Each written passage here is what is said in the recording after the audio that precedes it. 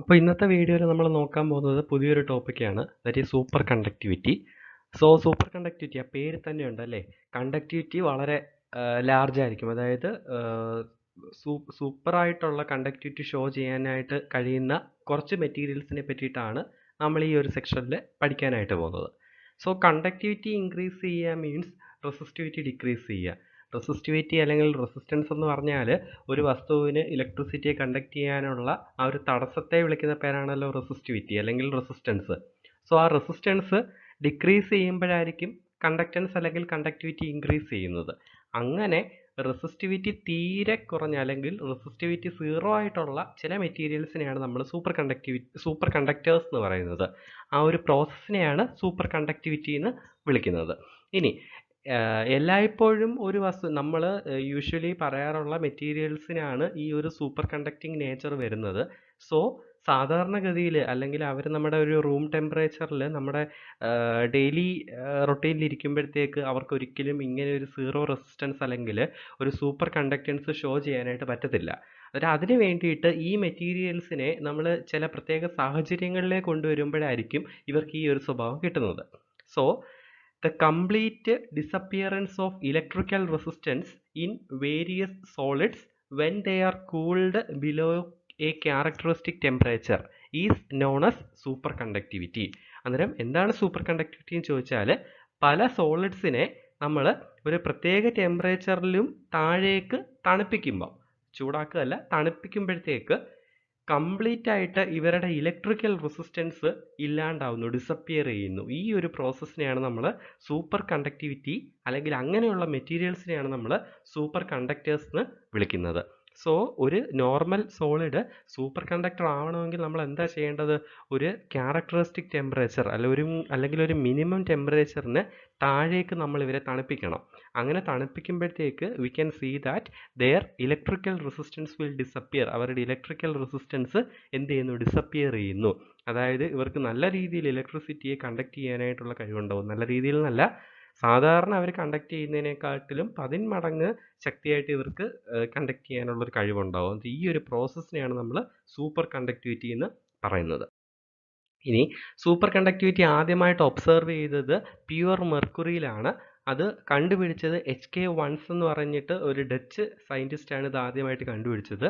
Super conductivity was first observed in 1911 by a Dutch physicist HK Onnes in the course of his experiment on the electrical conductivities of metals at a low temperature.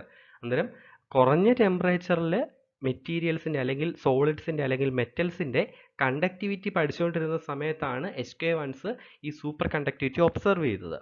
അപ്പോൾ ഇത് observe ചെയ്തത് purified മെർക്കുറിയിലാണ്. He observed that as purified mercury is cooled its resistivity vanished suddenly at 4.2 kelvin. ಅಂದರೆ ഏകദേശം ഒരു 4.2 കെൽവിനിലേക്ക് അല്ലെങ്കിൽ 4.2 കെൽവിനിലും താഴേക്ക് ഈ പ്യുവർ മെർക്കുറിയെ തണുപ്പിക്കുമ്പോഴത്തേക്ക് HK വൺസ് ഒബ്സർവ് ചെയ്ത കാര്യം എന്ന് പറഞ്ഞാൽ മെർക്കുറിയുടെ റെസിസ്റ്റിവിറ്റി ഇല്ലാണ്ടായി അല്ലെങ്കിൽ റെസിസ്റ്റിവിറ്റി വാനിഷ് ചെയ്യുന്നതായിട്ട് കണ്ടു.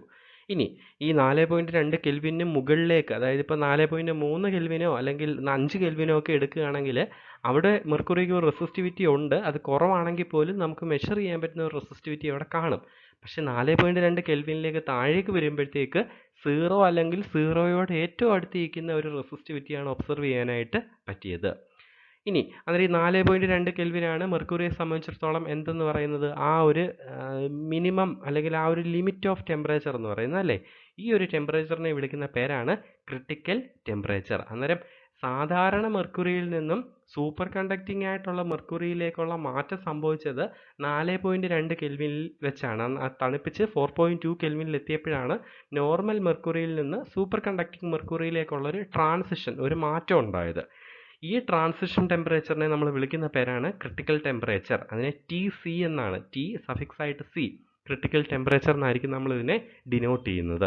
ഇവിടെ ഒരു ഫിഗർ കൊടുത്തിട്ടുണ്ട്. ഈ ഫിഗർ എന്ന് പറഞ്ഞാൽ it is the graph between resistivity and temperature for mercury. മെർക്കുറിയുടെ റെസിസ്റ്റിവിറ്റിയും ടെമ്പറേച്ചറും തമ്മിലുള്ള ഒരു ഗ്രാഫാണ്.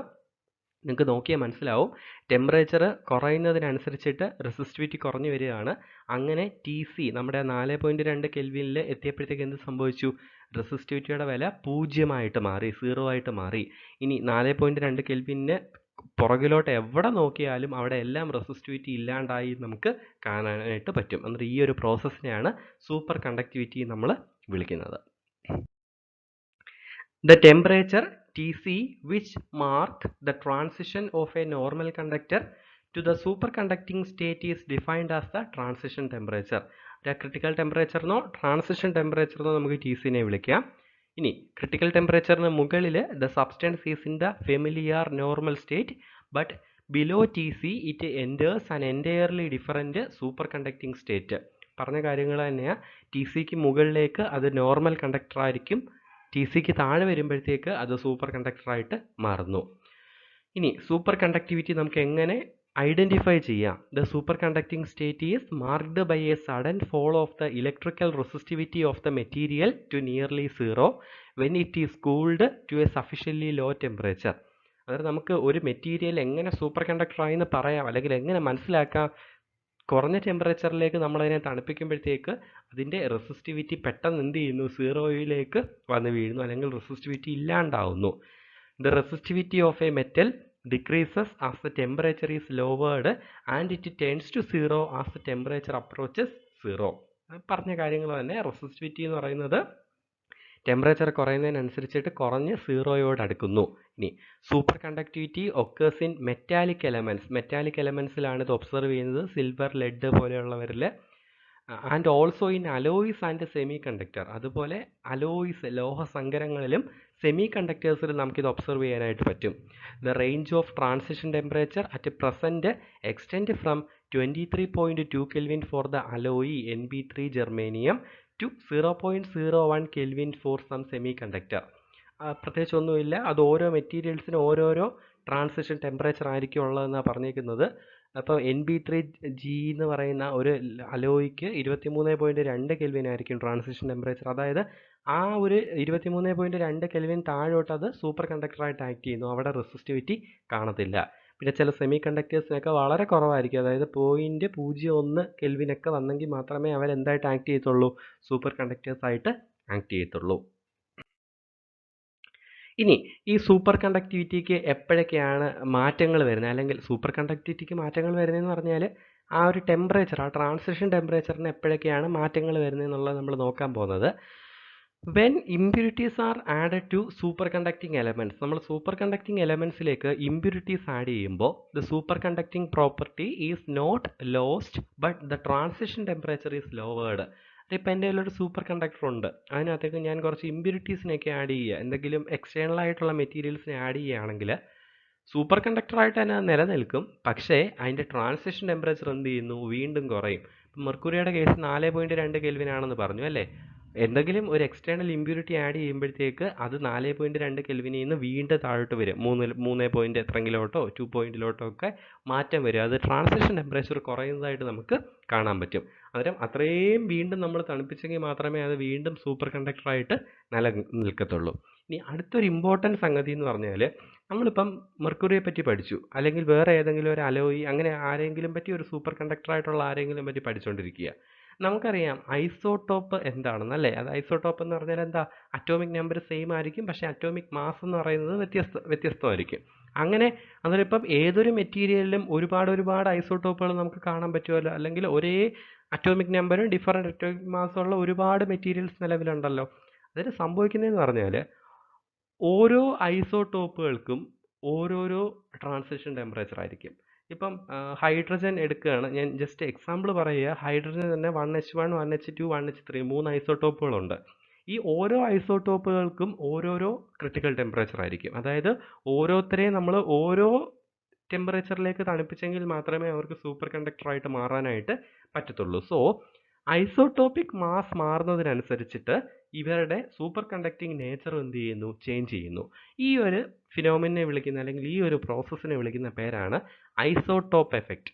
So it has been observed that the critical temperature of superconductors varies with isotopic mass. Isotopic mass മാറുന്നതിനനുസരിച്ചിട്ട് ക്രിട്ടിക്കൽ ടെമ്പറേച്ചർ എന്ത് ചെയ്യുന്നു? മാറുന്നു. In mercury this transition temperature varies from 4.185 Kelvin to 4.146 Kelvin as the average atomic mass varies from 199.5 to 203.4 atomic mass unit. അന്നേരം മെർക്കുറിക്ക് പല ഐസോട്ടോപ്പുകളുണ്ട്. 199.5 AMU മുതൽ 203.4 AMU വരെ mass ഉള്ളവരാണ് ഈ മെർക്കുറീസ് എന്ന് പറയുന്നത്. പലതരത്തിലുള്ള മെർക്കുറികൾ. ഈ ഓരോ മെർക്കുറികൾക്കും അന്നേരം ഓരോ മെർക്കുറിയുടെ ഐസോട്ടോപ്പുകൾക്കും ഓരോരോ ട്രാൻസിഷൻ ടെമ്പറേച്ചർ ആയിരിക്കും. 4.185 കെൽവിൻ മുതൽ 4.146 കെൽവിൻ വരെ വ്യത്യസ്തമായിട്ടുള്ള ട്രാൻസിഷൻ ടെമ്പറേച്ചർ ആയിരിക്കും നമുക്ക് ഒബ്സർവ് ചെയ്യാനായിട്ട് പറ്റുന്നത്. അങ്ങനെയാണെങ്കിൽ ഒരു വസ്തുവിൻ്റെ ഈ അറ്റോമിക് മാസും അല്ലെങ്കിൽ അതിൻ്റെ ഐസോട്ടോപിക് മാസും ട്രാൻസിഷൻ ടെമ്പറേച്ചറും തമ്മിലുള്ള ഒരു ബന്ധമുണ്ട്. എന്ന് പറഞ്ഞാൽ m⁻⁴ into Tc is A constant. M എന്ന് പറഞ്ഞാൽ ഐസോട്ടോപിക് മാസ്, Tc എന്ന് പറഞ്ഞാൽ ക്രിട്ടിക്കൽ ടെമ്പറേച്ചർ, ആൽഫ എന്ന് പറഞ്ഞാൽ യൂഷ്വലി ഒരു ഇൻറ്റിജർ ആണ്. നമ്മൾ 0.5 ആയിട്ടാണ് യൂഷ്വലി എടുക്കാറുള്ളത്. 0.5 1/2. So m⁻⁴ Tc is A constant. ഇതിനെയാണ് നമ്മൾ ഐസോട്ടോപ്പ് എഫക്റ്റ് എന്ന് പറയുന്നത്. ഈ ഇക്വേഷൻ മറക്കരുത്. m⁻⁴ Tc is A constant. ഇനി the thermal properties such as specific heat capacity and thermal conductivity of a substance change abruptly when it is in the superconducting state. ഒരു വസ്തു super കണ്ടക്ടറായിട്ട് act ചെയ്യുമ്പോൾ അതിൻ്റെ thermal പ്രോപ്പർട്ടീസിന് മാറ്റം വരും. അതായത് ചൂടിനെ കടത്തിവിടാനുള്ള കഴിവും അതിൻ്റെ സ്പെസിഫിക് ഹീറ്റ് കപ്പാസിറ്റിയും ഇങ്ങനെയുള്ള കാര്യങ്ങൾക്കെല്ലാം നോർമൽ സ്റ്റേറ്റിനെക്കാട്ടിലും വ്യത്യസ്തമായിരിക്കും എവിടെ? സൂപ്പർ കണ്ടക്റ്റിംഗ് സ്റ്റേറ്റിൽ. അടുത്ത ഒരു രസകരമായ ഫാക്റ്റ് എന്ന് പറയുന്നത് പെർസിസ്റ്റൻ്റ് കറണ്ടാണ്. പെർസിസ്റ്റൻ്റ് കറണ്ട് എന്ന് പറഞ്ഞാൽ നമ്മളിപ്പോൾ ഒരു സൂപ്പർ കണ്ടക്ടർ എടുത്തു. ഇപ്പം ഏതെങ്കിലും ഒരു സൂപ്പർ കണ്ടക്ടർ എടുത്തിട്ട് അതിനെ ഒരു വളയം പോലെ ആക്കി, ഒരു റിങ് പോലെ ആക്കിയിട്ട് അതിനകത്ത് ഞാനൊരു കറണ്ട് ഇൻഡ്യൂസ് ചെയ്യിക്കുക. കറണ്ട് ഇൻഡ്യൂസ് ചെയ്യിക്കുന്നത് എനിക്ക് കറണ്ട് ഒരു വയർ ഉപയോഗിച്ച് കൊടുക്കാൻ പറ്റത്തില്ല. ഇലക്ട്രോ മാഗ്നറ്റിക് ഇൻഡക്ഷൻ വഴി സ്റ്റാറ്റിക് ഇലക്ട്രിസിറ്റി ഞാൻ അതിനകത്തേക്ക് കൊടുക്കുകയെന്നിരിക്കട്ടെ. നിങ്ങൾക്ക് അറിയാമായിരിക്കുമല്ലോ, ഇങ്ങനെ നമ്മൾ ഗ്ലാസ് റോഡ് റബ്ബ് ചെയ്തിട്ട് പേപ്പറിൻ്റെ അടുത്തോട്ട് കൊണ്ടുവരുമ്പം സ്റ്റാറ്റിക് ഇലക്ട്രിസിറ്റി ഉണ്ടാകുന്നത് അങ്ങനെയൊക്കെയുള്ള കേസുകൾ. അങ്ങനെ ഇലക്ട്രോ മാഗ്നറ്റിക് ഇൻഡക്ഷൻ മുഖേന ഞാൻ അവിടെ ഒരു കറണ്ട് ഇൻഡ്യൂസ് ചെയ്യിച്ചു. ഇനി ഇത് സാധാരണ അവസ്ഥയാണെങ്കിൽ, ഈ ഒരു മെറ്റീരിയൽ സാധാരണ അവസ്ഥയിലാണെങ്കിൽ എന്താ സംഭവിക്കുന്നത്? കുറച്ച് നേരം ഇതിനകത്തൂടെ കറണ്ട് ഒഴുകിയിട്ട് കുറച്ച് കഴിയുമ്പോഴത്തേക്ക് കറണ്ട് അങ്ങ് ഇല്ലാണ്ടാവും. അതിനെ നമ്മൾ ഡാമ്പ് ചെയ്തു എന്നാണ് പറയുന്നത്. അതിനകത്ത് പലതരത്തിലുള്ള ഓസിലേഷൻസും പിന്നെ അതേപോലെ ഏതൊരു മെറ്റീരിയലിൽ ഒരു റെസിസ്റ്റൻസ് ഒക്കെ ഉള്ളതുകൊണ്ട് ആ കറണ്ട് കുറേ കഴിയുമ്പോഴത്തേക്ക് ഹീറ്റൊക്കെ ആയിട്ട് നഷ്ടപ്പെട്ടു പോകും. പക്ഷേ സൂപ്പർ കണ്ടക്റ്റിംഗ് റിങ് ആണെങ്കിൽ എന്താ പ്രത്യേകത? അവിടെ റെസിസ്റ്റൻസ് 0 ആണ് അല്ലേ? അതുകൊണ്ട് തന്നെ ഒരു തവണ ആ റിങ്ങിലുണ്ടായ കറണ്ട് എല്ലായ്പ്പോഴും ഇങ്ങനെ ഫ്ലോ ചെയ്തുകൊണ്ടേയിരിക്കും. അതായത് ആ കറണ്ട് ഒരിക്കലും ഇല്ലാണ്ടായി പോകത്തില്ല. Because there is no resistance ഇല്ലാത്തത് കൊണ്ട് കറണ്ട് ഒരു തവണ നമ്മൾ ഇതിനകത്ത് സെറ്റപ്പ് ചെയ്താൽ അത് ഇൻഡെഫിനിറ്റ് ആയിട്ട് എപ്പോഴും അതിനകത്തോട് ഫ്ലോ ചെയ്തുകൊണ്ടേയിരിക്കും. ഇതിനെയാണ് പെർസിസ്റ്റൻ്റ് കറണ്ട്, ഒരിക്കലും ഇല്ലാതാകാത്ത കറണ്ട് നമ്മൾ വിളിക്കുന്നത്. എന്നിട്ട് ഇതൊരു സൂപ്പർ കണ്ടക്ടിവിറ്റിയുടെ ഒരു ഇൻട്രസ്റ്റിംഗ് ആയിട്ടുള്ള ഒരു ഒബ്സർവേഷനാണ് ഈ പെർസിസ്റ്റൻ്റ് കറണ്ട് എന്ന് പറയുന്നത്. ഓക്കെ, എന്നിട്ട് ഇത്രയായിരുന്നു സൂപ്പർ കണ്ടക്ടിവിറ്റിയുടെ ബേസിക് ആയിട്ടുള്ള കുറച്ച് ഫാക്റ്റുകൾ. ഇനി നമുക്ക് അടുത്ത കുറച്ച് പഠിക്കാനുള്ള കാര്യങ്ങൾ എന്ന് പറഞ്ഞാൽ, ഒരു മാഗ്നറ്റിക് ഫീൽഡ് കൊടുക്കുമ്പോൾ സൂപ്പർ കണ്ടക്ടിവിറ്റിക്ക് എന്ത് മാറ്റമാണ് ഉണ്ടാകുന്നത്? Super conductivity can be destroyed by the application of a magnetic field. അന്നേരം ഒരു മാഗ്നറ്റിക് ഫീൽഡ് കൊടുക്കുന്നതിൻ്റെ ഫലമായിട്ട് സൂപ്പർ കണ്ടക്ടിവിറ്റിക്ക് എന്ത് സംഭവിക്കും? ഒരു ഡിസ്ട്രക്ഷൻ സംഭവിക്കും.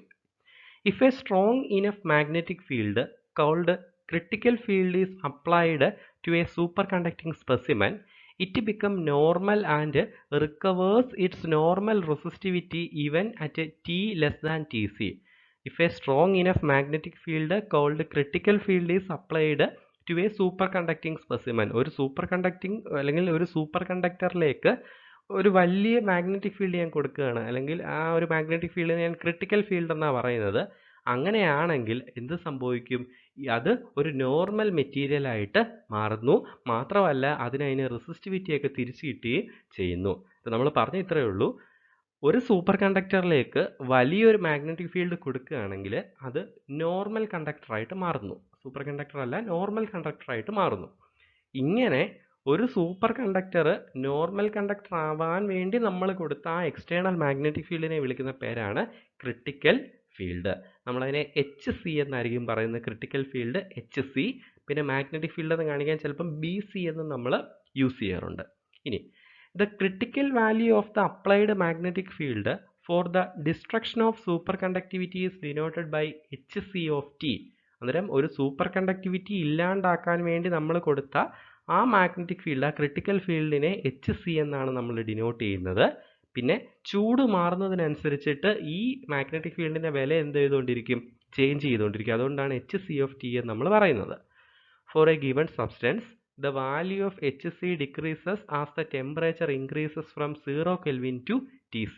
അന്നേരം ഞാൻ ഇതിനെ ചൂടാക്കുകയാണ്. 0 കെൽവിനിൽ നിന്ന് TCയിലേക്ക്, നമ്മുടെ ക്രിട്ടിക്കൽ ടെമ്പറേച്ചറിലേക്ക് ഈ മെറ്റീരിയലിനെ ചൂടാക്കുകയാണെങ്കിൽ ഈ HCയുടെ വാല്യൂ എന്ത് ചെയ്യുന്നു, ഡിക്രീസ് ചെയ്യുന്നു. തിരിഞ്ഞു പോകരുത്. 0 കെൽവിനിൽ നിന്ന് TCയിലേക്ക്, 0 കെൽവിൻ എന്ന് പറഞ്ഞാൽ ഏറ്റവും കുറഞ്ഞ, ഏറ്റവും തണുപ്പാണ്, അതിൽ നിന്ന് നമ്മുടെ ട്രാൻസിഷൻ ടെമ്പറേച്ചർ അല്ലെങ്കിൽ ക്രിട്ടിക്കൽ ടെമ്പറേച്ചറിലേക്ക് ഞാൻ എൻ്റെ മെറ്റീരിയലിനെ ചൂടാക്കുകയാണെങ്കിൽ ഈ HCയുടെ വാല്യൂ എന്ത് ചെയ്യുന്നു, കുറയുന്നു. സോ നമുക്ക് HC കണ്ടുപിടിക്കാനുള്ള ഒരു ഫോർമുലയുണ്ട്. HC(T), അതായത് ഏതെങ്കിലും ഒരു ടെമ്പറേച്ചറിലെ മാഗ്നറ്റിക് ഫീൽഡ് ഈക്വൽ ടു 0 കെൽവിനിലെ മാഗ്നറ്റിക് ഫീൽഡ്, അതായത് HC(0) into 1 minus T/TC the whole square. T/TCക്ക് മാത്രമാണ് സ്ക്വയർ ഉള്ളത്. T എന്ന് പറഞ്ഞാൽ നമുക്കിപ്പോൾ ഏത് ടെമ്പറേച്ചറിലാണോ കണ്ടുപിടിക്കേണ്ടത് ആ ടെമ്പറേച്ചർ. TC എന്ന് പറയുന്നത് അതിൻ്റെ ട്രാൻസിഷൻ അല്ലെങ്കിൽ ക്രിട്ടിക്കൽ ടെമ്പറേച്ചർ.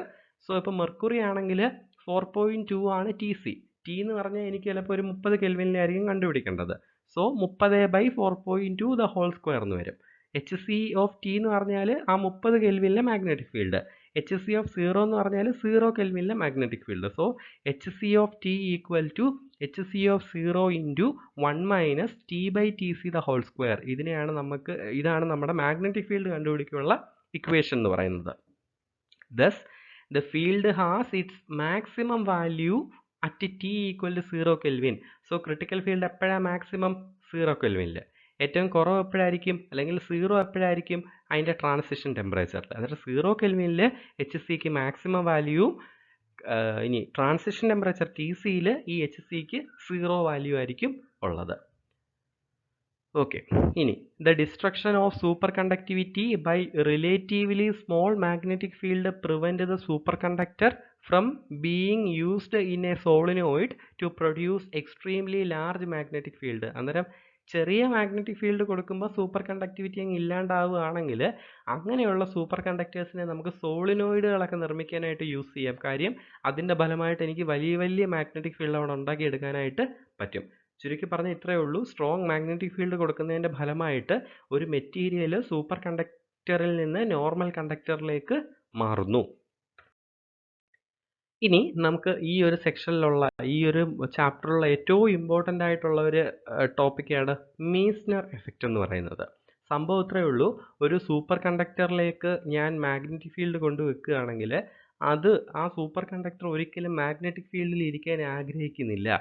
അത് മാഗ്നറ്റിക് ഫീൽഡിനെ പുറത്തേക്ക് തള്ളിക്കളയുന്നു. ഈ പടത്തിൽ കാണുന്നത് പോലെ മാഗ്നറ്റിക് ഫീൽഡിനെ പുറത്തേക്ക് തള്ളിക്കളയും. ഇതിനെയാണ് മീസ്നർ എഫക്റ്റ് എന്ന് പറയുന്നത്. Meissner and Oschenfield found that if a superconductor is cooled in a magnetic field to below transition temperature, then at the transition the magnetic field lines are pushed out. അന്നേരം എൻ്റെ കയ്യിൽ ഒരു normal conductor ഉണ്ട്, അല്ലെങ്കിൽ ഒരു super conductor ഉണ്ട്. ഞാൻ അതിനെ ഒരു മാഗ്നറ്റിക് ഫീൽഡിൽ പ്ലേസ് ചെയ്തേക്കാൻ എൻ്റെ കാന്തങ്ങൾക്കിടയ്ക്ക് വെച്ചേക്കാണ്. എന്നിട്ട് ഞാൻ അതിനെ തണുപ്പിക്കും. ഇപ്പോൾ ഇത് നോർമൽ കണ്ടക്ടറാണ്. ഞാൻ തണുപ്പിച്ച് ട്രാൻസിഷൻ ടെമ്പറേച്ചറിൽ താഴേക്ക് വരുമ്പോൾ അത് എന്തായിട്ട് മാറി? സൂപ്പർ കണ്ടക്ടറായിട്ട് മാറി. ഉടനെ നമുക്ക് ഒബ്സർവ് ചെയ്യാൻ പറ്റുന്ന കാര്യം എന്ന് പറഞ്ഞാൽ ഈ മെറ്റീരിയൽ അങ്ങനെ സൂപ്പർ കണ്ടക്ടർ ആയിക്കഴിഞ്ഞാൽ ആ മെറ്റീരിയൽ ആ കാന്തങ്ങൾക്കിടയ്ക്ക് നിന്ന് പുറത്തേക്ക് വരാൻ ശ്രമിക്കും. അല്ലെങ്കിൽ ഇങ്ങനെ പറയാം, കാന്തങ്ങളെ അത് റിപ്പൽ ചെയ്യുന്നതായിട്ട് നമുക്ക് കാണാം. ഫിക്സഡ് അല്ല എങ്കിൽ കാന്തങ്ങളെ റിപ്പൽ ചെയ്യുന്നതായിട്ട് നമുക്ക് കാണാം. അതായത് ഒരു സൂപ്പർ കണ്ടക്ടർ അല്ലെങ്കിൽ മാഗ്നറ്റിക് ഫീൽഡിൽ ഇരിക്കുന്ന ഒരു സൂപ്പർ കണ്ടക്ടറിനെ തണുപ്പിച്ച് അത് ട്രാൻസിഷൻ ടെമ്പറേച്ചറിന് താഴേക്ക് വരുമ്പോൾ അത് മാഗ്നറ്റിക് ഫീൽഡ് ലൈൻസിനെ പുറത്തേക്ക് പുഷ് ചെയ്യുന്നു. The expulsion of magnetic flux from the interior of a piece of super conducting material as the material undergoes transition to the super conducting phase is known as Meissner effect. അന്നേരം ഒരു super conducting material super conductor ആവുന്ന സമയത്ത് അതിനുള്ളിൽ നിന്ന് magnetic ഫ്ലക്സിനെ expel ചെയ്യുന്ന, പുറത്തേക്ക് push ചെയ്യുന്ന പ്രോസസ്സിനെയാണ് Meissner effect എന്ന് പറയുന്നത്. ക്ലിയർ ആയിട്ടുണ്ടോ? ഒരു super conducting material super conductor ആവുന്ന സമയത്ത് അതിൻ്റെ ഇൻറ്റീരിയറിൽ നിന്ന്, അതിനുള്ളിൽ നിന്ന് മാഗ്നറ്റിക് ഫ്ലക്സിനെ പുറത്തേക്ക് എക്സ്പെൽ ചെയ്ത് കളയുന്ന പ്രോസസ്സിനെയാണ് മീസ്നർ എഫക്റ്റ് എന്ന് വിളിക്കുന്നത്. അതായത് A bulk super conductor behaves in an external magnetic field as if inside the specimen. അന്നേരം നമുക്ക് ആ മാഗ്നറ്റിക് ഫീൽഡ് കണ്ടുപിടിക്കാനുള്ള ഇക്വേഷൻ B = μ0 × H+m ആണ്. അതിനകത്ത് H വെളിയിലെടുത്താൽ നമുക്ക്, അല്ലെങ്കിൽ നമുക്ക് എമ്മിനെ റെപ്രസെൻറ്റ് ചെയ്യാം. μ0 × 1 + chi × h എന്ന് H+mനെ നമുക്ക് അവിടെ റെപ്രസെൻറ്റ് ചെയ്യാനായിട്ട് പറ്റും. =0 ആയിരിക്കും. അതായത് ഒരു സൂപ്പർ കണ്ടക്ടർ എക്സ്റ്റേണൽ മാഗ്നറ്റിക് ഫീൽഡിൽ ഇരിക്കുകയാണെങ്കിൽ അവിടുത്തെ മാഗ്നറ്റിക് ഫീൽഡിൻ്റെ വില 0 ആയിരിക്കും. അന്നേരം ഇവിടെ മാഗ്നറ്റിക് ഫീൽഡിൻ്റെ വില 0 ആയതുകൊണ്ട് തന്നെ എനിക്ക് 1 + chi = 0 എന്നും chi എന്തെന്നും എഴുതാം, -1 എന്നും എഴുതാനായിട്ട് പറ്റും. അതായത് ഒരു super conductor exhibit perfect diamagnetism. നിങ്ങൾ +2 ക്ലാസ്സുകളിലും പഴയ ക്ലാസ്സുകളിലൊക്കെ പഠിച്ചിട്ടുണ്ടായിരിക്കും. ഒരു മെറ്റീരിയലിൻ്റെ, അല്ലെങ്കിൽ ഒരു മെറ്റീരിയൽ എപ്പോഴാണ് മാഗ്നറ്റിക് ഫീൽഡിനെ എക്സ്പെൽ ചെയ്യുന്നത്, ഒരു ഡയാമാഗ്നറ്റ് ആയിട്ടിരിക്കുമ്പോൾ അല്ലേ. സോ ഡയാമാഗ്നറ്റിസം ആയത്, അന്നേരം ഒരു സൂപ്പർ കണ്ടക്ടറും എന്തായിട്ട് ബിഹേവ് ചെയ്യുന്നു, ഒരു ഡയാമാഗ്നറ്റിക് മെറ്റീരിയൽ ആയിട്ട് ബിഹേവ് ചെയ്യുന്നു. വളരെ ഇമ്പോർട്ടൻ്റ് ആണ്. സൂപ്പർ കണ്ടക്ടേഴ്സ് ബിഹേവ്സ് ആസ് ഡയാമാഗ്നറ്റ്സ്, അല്ലെങ്കിൽ ഇറ്റ് എക്സിബിറ്റ് പെർഫെക്റ്റ് ഡയാമാഗ്നറ്റിസം. അതിൻ്റെ സസെപ്റ്റബിലിറ്റി chi = -1 ആയിരിക്കും. ഈ ഫിഗർ നോക്കിക്കൊള്ളുക. ഒരു നോർമൽ സ്പിയർ ആണ്, അതായത് T > Tc ആണ്. ക്രിട്ടിക്കൽ ടെമ്പറേച്ചറിനെക്കാട്ടി കൂടുതലാണ്. സോ അതൊരു നോർമൽ കണ്ടക്ടറാണ്. അതിനകത്തൂടെ ഈസി ആയിട്ട് മാഗ്നറ്റിക് ഫീൽഡ് പോകുന്നുണ്ട്. പക്ഷേ എപ്പോഴാണോ നമ്മളതിനെ Tcയെക്കാട്ടിലും തണുപ്പിക്കുന്നത്, T < Tc ആകുമ്പോൾ ഞാനതിനെ തണുപ്പിക്കുകയാണെങ്കിൽ അതൊരു സൂപ്പർ കണ്ടക്ടറായിട്ട് മാറി. പിന്നെ അതിനകത്തൂടെ, ആ മെറ്റീരിയലിനകത്തൂടെ ഒരിക്കലും എനിക്ക് മാഗ്നറ്റിക് ഫീൽഡ് ഒബ്സർവ് ചെയ്യാനായിട്ട് പറ്റത്തില്ല. അത് മാഗ്നറ്റിക് ഫീൽഡിനെ എന്ത് ചെയ്യുന്നു, എക്സ്പെൽ ചെയ്യുന്നു. അത് പുറത്തേക്ക് എക്സ്പെൽ ചെയ്യുന്നതായിട്ട് നമുക്ക് കാണാൻ പറ്റും. ഇതിനെയാണ് മീസ്നർ എഫക്റ്റ് എന്ന് വിളിക്കുന്നത്. ഇനി ഞാൻ സൂപ്പർ കണ്ടക്ടേഴ്സിനെ ക്ലാസിഫൈ ചെയ്യുകയാണ്. സൂപ്പർ കണ്ടക്ടേഴ്സിനെ എനിക്ക് പ്രധാനമായിട്ടും രണ്ടായിട്ടാണ് ക്ലാസിഫൈ ചെയ്യാൻ പറ്റുന്നത്. ടൈപ്പ് 1 സൂപ്പർ കണ്ടക്ടറും ടൈപ്പ് 2 സൂപ്പർ കണ്ടക്ടറും. ആദ്യം നമുക്ക് ടൈപ്പ് 1 നോക്കാം. The superconductor in which the magnetic field is totally excluded from the interior of superconductor below a certain magnetic field Hc, and at Hc the material loses superconductivity is known as type 1 അല്ലെങ്കിൽ soft super conductor. അത്രേ ഉള്ളൂ. ഞാൻ ഒരു magnetic field കൊടുക്കുകയാണ്. അന്നേരം ഈ ഒരു magnetic ഫീൽഡിനെക്കാട്ടിൽ കുറവിൽ, അല്ലെങ്കിൽ Hc എന്ന് പറയുന്ന ഒരു വാല്യൂവിന് താഴെയുള്ള മാഗ്നറ്റിക് ഫീൽഡാണ് കൊടുക്കുന്നതെങ്കിൽ, കംപ്ലീറ്റ് ആയിട്ട് മാഗ്നറ്റിക് ഫീൽഡ് ഇല്ലാണ്ടാവുകയാണെങ്കിൽ ആ മെറ്റീരിയലിനെ വിളിക്കുന്ന പേരാണ് type 1 super conductor. Example lead, aluminium, mercury, zinc, magnesium, അങ്ങനെയുള്ള, പിന്നെ ടിന്ന്, അങ്ങനെയുള്ള നോർമൽ മെറ്റൽസ് എല്ലാം ടൈപ്പ് 1 സൂപ്പർ കണ്ടക്ടർ ആണ്. ഇവരെ നമുക്ക് സോഫ്റ്റ് സൂപ്പർ കണ്ടക്ടർ എന്നും വിളിക്കാനായിട്ട് പറ്റും. ഒരു ഫിഗർ നോക്കിയാൽ ക്ലിയർ ആവും. Hc എന്ന് പറഞ്ഞിട്ടുള്ള ഒരു വില, ഈ Hcക്ക് മുകളിലേക്ക് ചെന്നാൽ ഇവർ നോർമലാണ്, നോർമൽ സ്റ്റേറ്റിലേക്ക് വരും. Hcക്ക് താഴെ അത് സൂപ്പർ കണ്ടക്ടിങ് സ്റ്റേറ്റ് ആണ്. So the super conductor in which magnetic field is totally excluded from the interior below a certain magnetising field. ഒരു മാഗ്നറ്റിക് ഫീൽഡിന് താഴെ കംപ്ലീറ്റ് മാഗ്നറ്റിക് ഫീൽഡും ഇല്ലാണ്ടാവുകയാണെങ്കിൽ അവരെ എന്തെന്ന് വിളിക്കാം, super conductor, type 1 super conductor എന്ന് വിളിക്കാം. ഇനി ഇവരുടെ പ്രത്യേകത എന്ന് പറഞ്ഞാൽ ഇവരെപ്പോഴും മീസ്നർ എഫക്റ്റ് കാണിക്കുന്നു. The critical value of magnetic field at which magnetisation drops are very low. അതായത് വളരെ ചെറിയ മാഗ്നറ്റിക് ഫീൽഡിൽ പോലും ഇവർ മീസ്നർ എഫക്റ്റ് ഷോ ചെയ്യുന്നു. പിന്നെ ബിലോ Hc ദ മെറ്റീരിയൽ ഈ സൂപ്പർ കണ്ടക്ടർ. Hcക്ക് താഴെ ഇത് സൂപ്പർ കണ്ടക്ടറായിട്ടും Hcക്ക് മുകളിൽ ഇത് നോർമൽ കണ്ടക്ടറായിട്ടും ബിഹേവ് ചെയ്യുന്നു. ഇനി ടൈപ്പ് 2 സൂപ്പർ കണ്ടക്ടർ അല്ലെങ്കിൽ ഹാർഡ് സൂപ്പർ കണ്ടക്ടർ ആണ്. The superconductors in which the material loses magnetization gradually rather than suddenly are termed as type 2 or hard superconductor. അന്നേരം ഇവിടെ സംഭവിക്കുന്നത്, ഞാൻ മാഗ്നറ്റിക് ഫീൽഡ് കൊടുക്കും, പക്ഷേ മാഗ്നറ്റിക് ഫീൽഡ് കൊടുത്ത് ഒരു പ്രത്യേക വാല്യൂവിന് മുകളിൽ എത്തുമ്പം ഉടനെ ഇവരങ്ങ് നോർമലായിട്ട് മാറത്തില്ല, നോർമൽ കണ്ടക്ടറായിട്ട് മാറത്തില്ല. വളരെ പതുക്കെ മാത്രമേ ഇവർ നോർമൽ കണ്ടക്ടറായിട്ട് മാറത്തുള്ളൂ. ഇതിനെയാണ് ടൈപ്പ് 2 സൂപ്പർ കണ്ടക്ടേഴ്സ് എന്ന് പറയുന്നത്. ഇവർക്ക് ഒരിക്കലും കംപ്ലീറ്റ് ആയിട്ട് മാഗ്നറ്റിക് ഫീൽഡിനെ പുറത്ത് കളയാൻ പറ്റത്തില്ല. Hcക്ക് മുകളിൽ എത്തിയാൽ ഉടനെ കംപ്ലീറ്റ് ആയിട്ട് ഇവർ മാഗ്നറ്റിക് ഫീൽഡും കളയത്തില്ല. ഇവർ വളരെ പതുക്കെ മാഗ്നറ്റിക് ഫീൽഡ് ഇല്ലാണ്ടാക്കത്തുള്ളൂ. സോ ഇവർ they do not show complete Meissner effect. ഇനി പ്രധാനമായിട്ടും ടൈപ്പ് 2 സൂപ്പർ കണ്ടക്ടേഴ്സിന് രണ്ട് ക്രിട്ടിക്കൽ ഫീൽഡുകളാണ് ഉള്ളത്. ഒന്ന് Hc1. Hc1 എന്ന് പറഞ്ഞാൽ ലോവർ ക്രിട്ടിക്കൽ ഫീൽഡ്, പടത്തിൽ നിങ്ങൾക്ക് കാണാമല്ലോ Hc1. പിന്നെ upper critical field Hc2. The specimen is diamagnetic below Hc1. ഈ Hc1ന് താഴെ ഇത് ഡയാമാഗ്നറ്റ് ആയിട്ട് ബിഹേവ് ചെയ്യുന്നു. HC1 എന്താ സംഭവിക്കുന്നത്? കംപ്ലീറ്റ് ആയിട്ട് ഇവിടുന്ന് മാഗ്നറ്റിക് ഫീൽഡ് ഇല്ലാണ്ടാവുന്നു. ഇനി at HC1 the flux begin to penetrate the specimen. ഇനി HC1 എത്തിക്കഴിയുമ്പോഴത്തേക്ക് ഇതിനുള്ളിലേക്ക് പതിയെ മാഗ്നറ്റിക് ഫീൽഡ് പെനട്രേറ്റ് ചെയ്ത് കയറാനായിട്ട് തുടങ്ങുന്നു. അങ്ങനെ അത് എവിടെ എത്തുന്നു? HC2 എത്തുന്നു. ഇനി HC2 ഇത് നോർമലായിട്ട് മാറുന്നത്. അന്നേരം HC1 താഴെ അത് ഡയാമാഗ്നറ്റ് ആണ്. HC1 എത്തുമ്പോഴത്തേക്ക് എന്ത് സംഭവിക്കും? പതിയെ പതിയെ മാഗ്നറ്റിക് ഫീൽഡ് ഇല്ലാണ്ടാവാനായിട്ട് തുടങ്ങും. അങ്ങനെ HC2 എത്തുന്നു. HC2 എത്തുമ്പോഴത്തേക്ക് മാത്രമേ അവിടെ മാഗ്നറ്റിക് ഫീൽഡ് ഇല്ലാണ്ടാവത്തുള്ളൂ. അതായത് HC1 നിന്ന് HC2 എത്തുന്ന ആ ഒരു സമയം കൊണ്ട് മാത്രമേ അവിടെ കംപ്ലീറ്റ് മാഗ്നറ്റിക് ഫീൽഡും ഇല്ലാതെ ആവത്തുള്ളൂ. സോ അതാണ് ടൈപ്പ് 2 അല്ലെങ്കിൽ ഹാർഡ് സൂപ്പർ കണ്ടക്ടർ. ഇനി ഇവരുടെ എക്സാമ്പിൾ എന്ന് പറയുന്നത് സാധാരണഗതിയിൽ ഇൻഹോമോജിനസ് പറഞ്ഞാൽ ഒന്നിലധികം മെറ്റീരിയൽസ് ഉള്ളതും പിന്നെ അലോയ്സും ഒക്കെ ആയിരിക്കും ഈ ടൈപ്പ് 2 സൂപ്പർ കണ്ടക്ടിവിറ്റി കാണിക്കുന്നത്.